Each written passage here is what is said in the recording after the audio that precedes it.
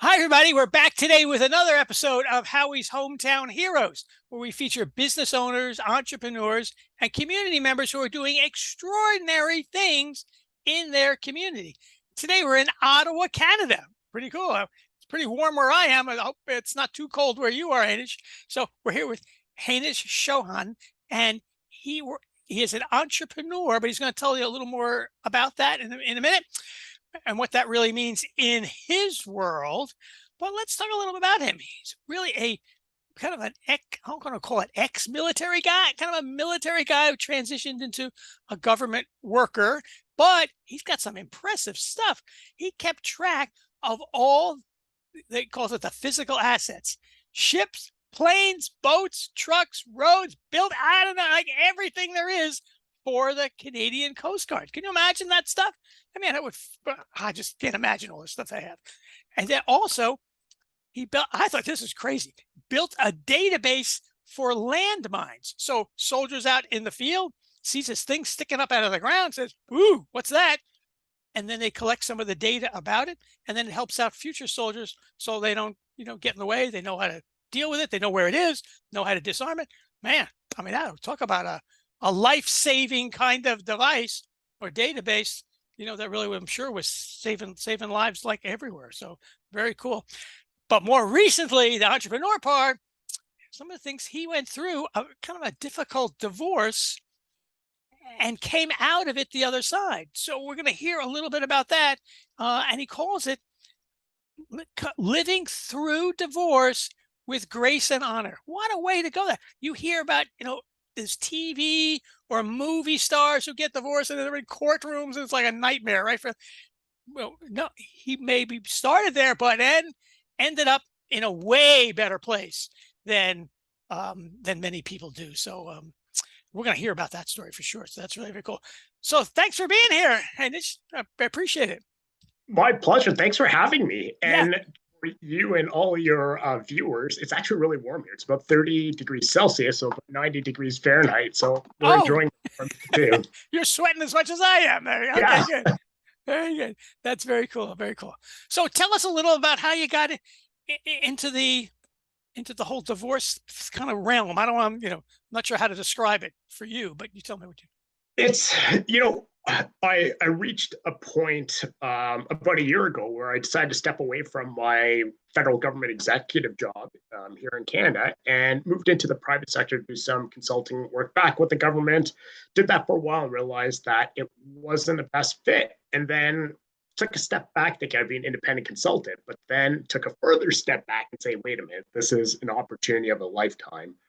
Um, I've got this amazing window. I need to think about what I'm really going to do and make sure I'm making the right decision. So I dissected everything in my life and career. I looked at what my knowledge gaps were my any relationships, personal, professional, went sideways, anything that I knew I didn't know, and sought out training or courses to do it. And that was one part of it. Part two was then what gets me out of bed every day. And what I absolutely love is service to Canadians, but servicing to Canadians and getting them value for money. I love efficiencies and optimization. It runs in my blood. And that's been the backbone of my success in my career within the public service or right now as a consultant.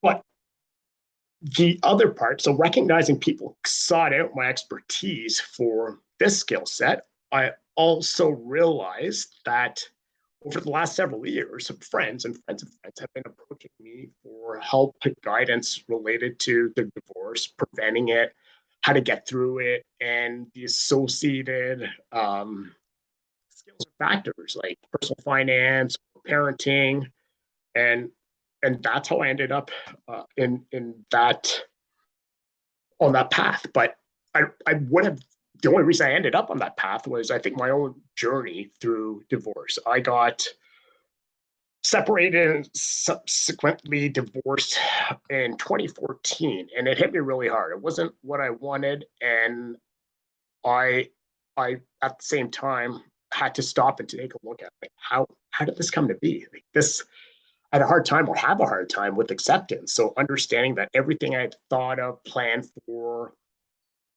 was gone, was blown up in some way. And I had two young kids at the time; they were 5 and 6. Ooh, it must be tough. That's been tough on them for sure, boy. It was tough on one of them, on my younger one, my daughter, and uh, thinking of like how do you make the best of this? How do you manage this? And one of the first things I decided out the gate was I need to take the higher road for everything, whatever I can. There's no point in there's no benefit in conflict. And at the end of the day, having witnessed some horrible divorces and just seeing what happens with the children, they're the unwilling bystanders or victims who suffer. So that was the first thing, was just try to avoid conflict, try to look out for the best interest of my kids. And I think that was the tone or the ethos that set out my decision making from that point. And then everything was just methodical and no matter what, lots of love for my kids and communicating that, co-parenting. That was, I'd say, probably the other vital aspect, was just sharing everything about the kids with the other parent and have the focus on the kids. Okay, so that sounds like a certainly an I don't want to say admirable way to go about it, but certainly a logical, productive, efficient way to Productive. go about it. Right. Okay. Except there's another person involved. How did that go? Was she on Quite board with all that, or quite well. There's ups and downs and challenges, yeah? and we're all fueled by ego and insecurities, and that played a part.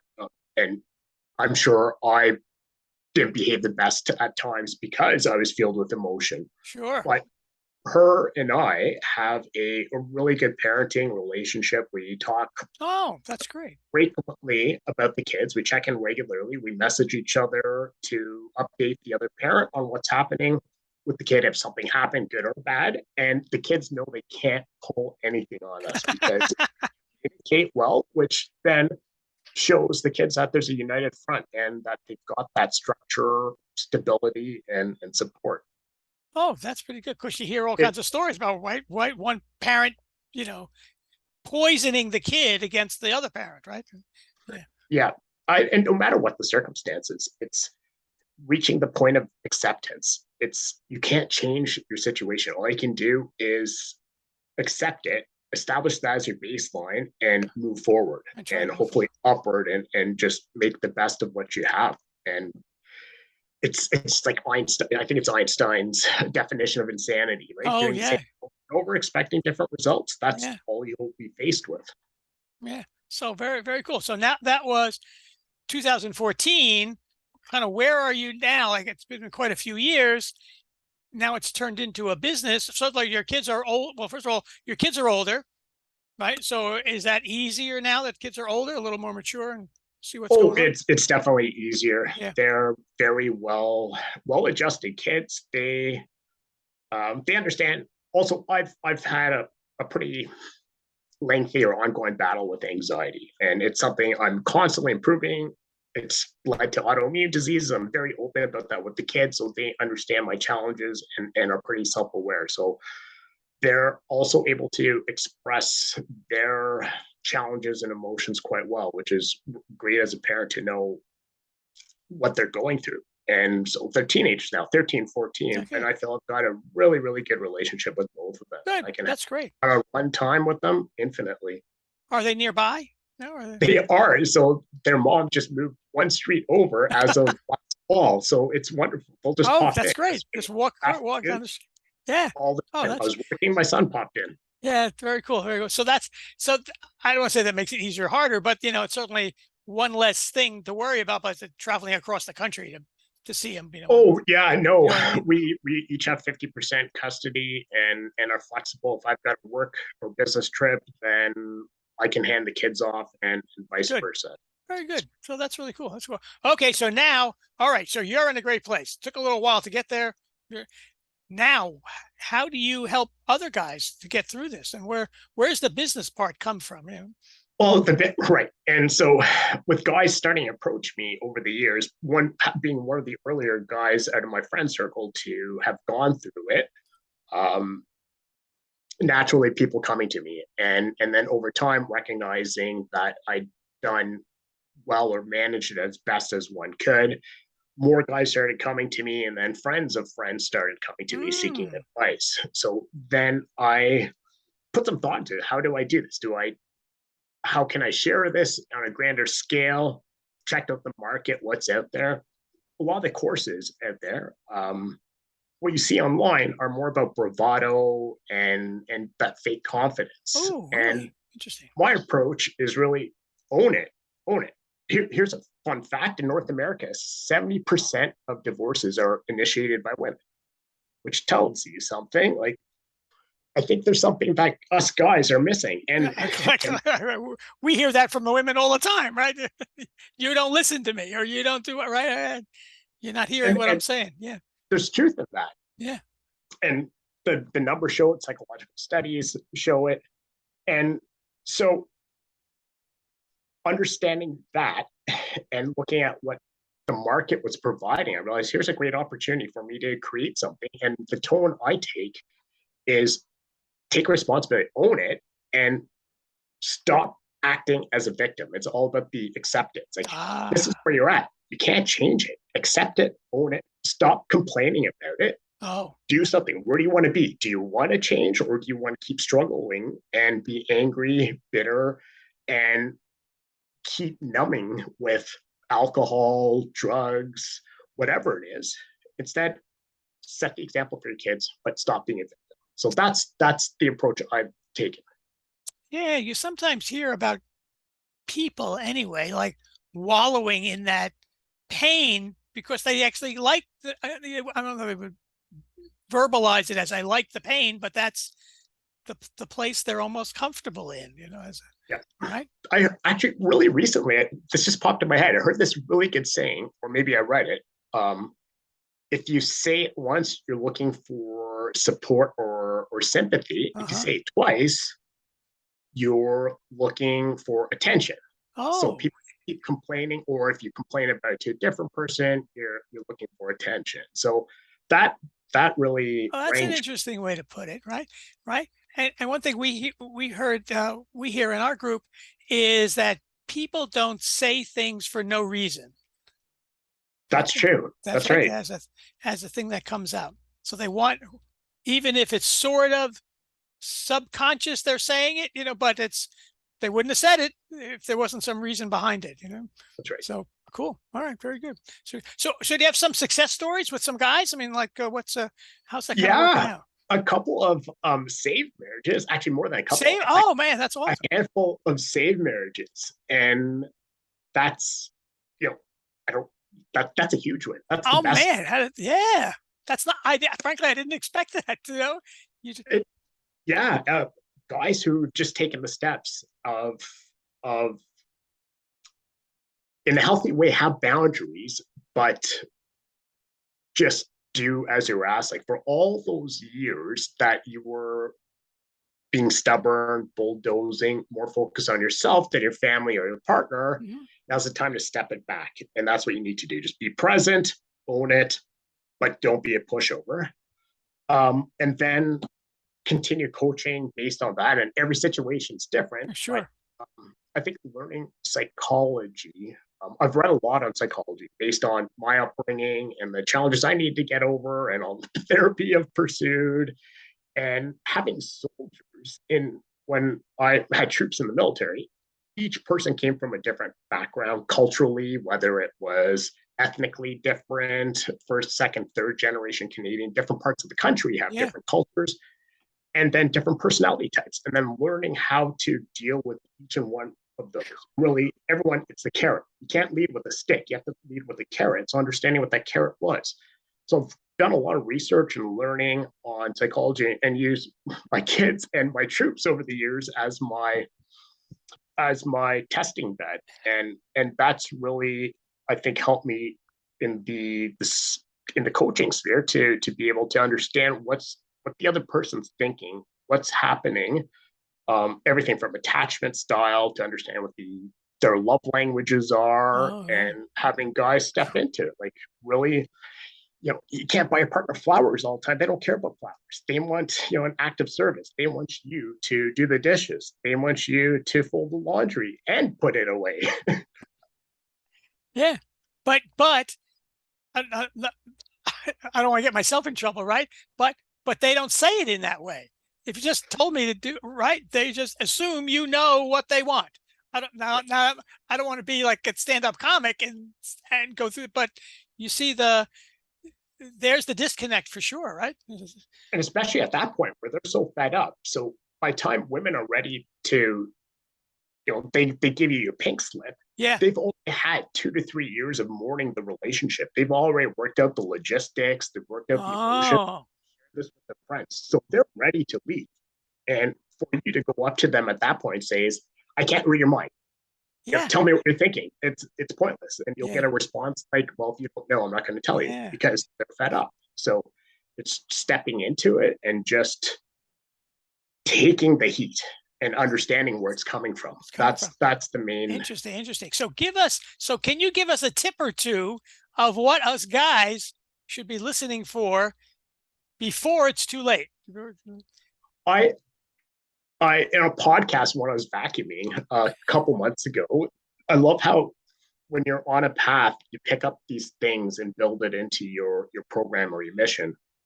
There was this, I can't remember who it was, but it's this fantastic question, either on a weekly basis or a monthly basis, asking your partner, what's one thing I'm doing that you'd like me to keep doing or do more of? Oh, What's one thing I'm doing that you'd like me to stop doing? And then what's something I'm not doing that you'd like me to start doing? So I thought that's a great approach. just Weekly basis, ask.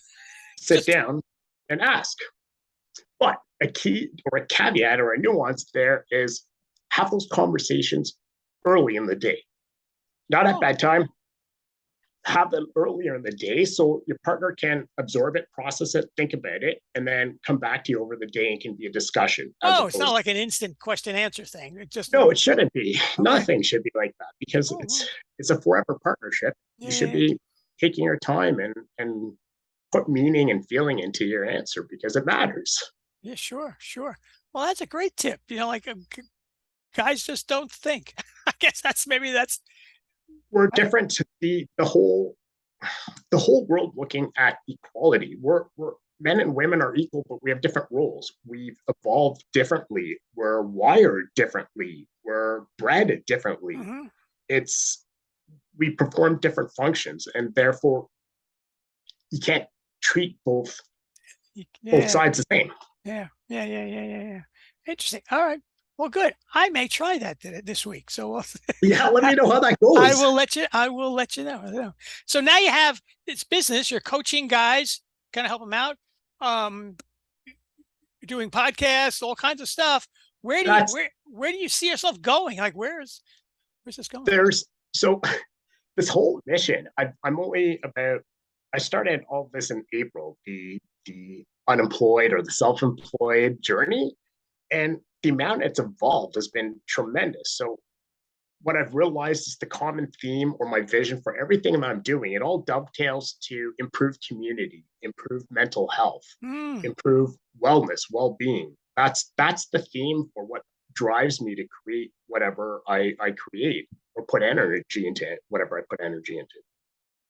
Cool. So that's really helping people out. I mean, that's kind of a common theme with almost all of us, as a way to do that. We get that. And that's great. I mean, that's a great kind of way to look at it. Do you see um is there anything in particular you're looking to do in, or a way to,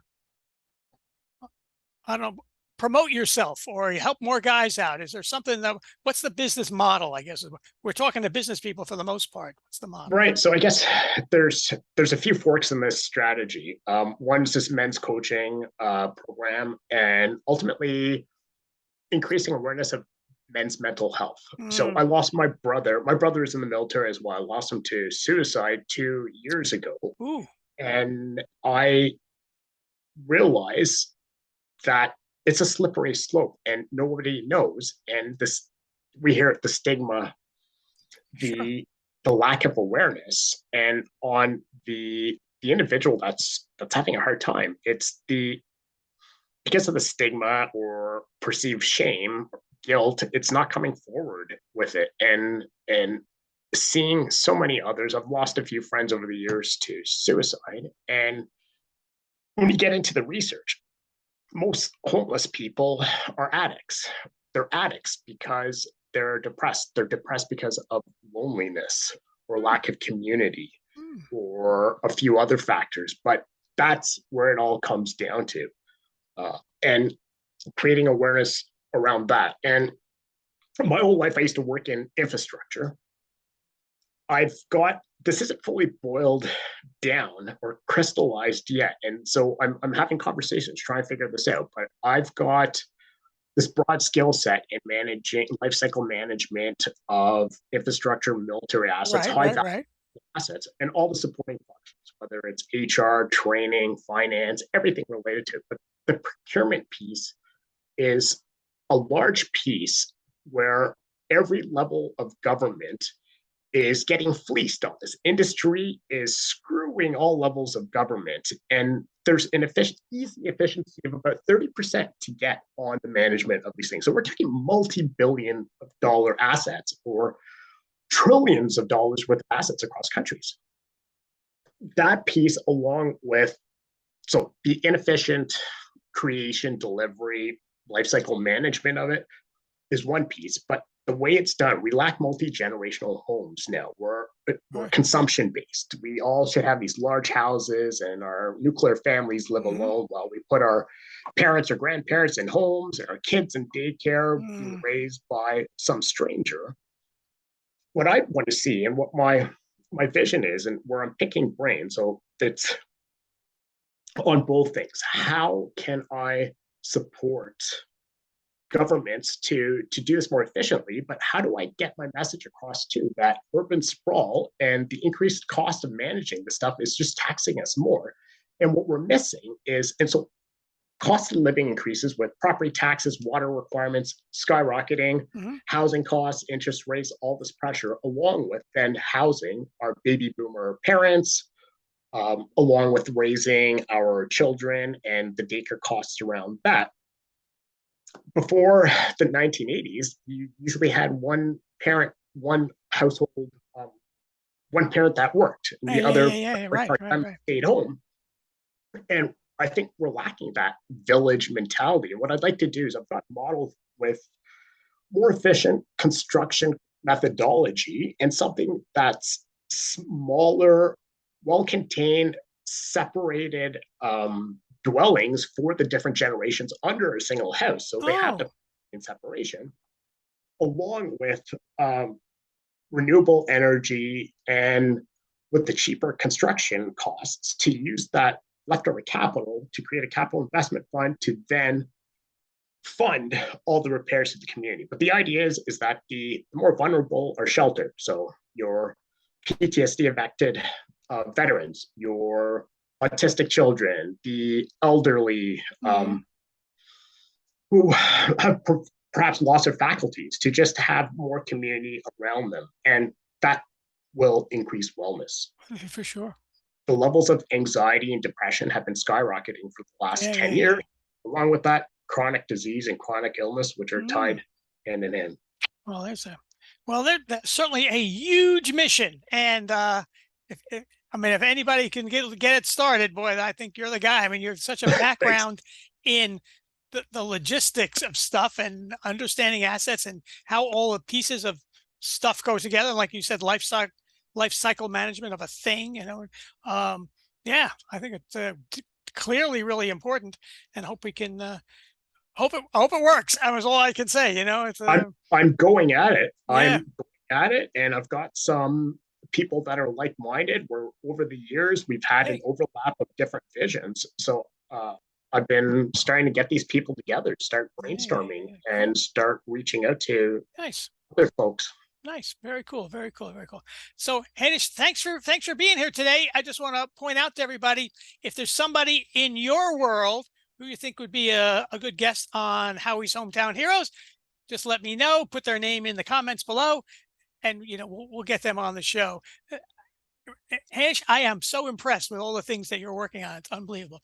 So I just want to point out to everybody, whether it's your business, your family, or your country, like Hinesh is, it's really money that makes the world go around, that makes the gears turn and keeps things moving. So make sure your money is working for you the most efficient way possible. Thanks for being here today, Hinesh. Thanks for having me.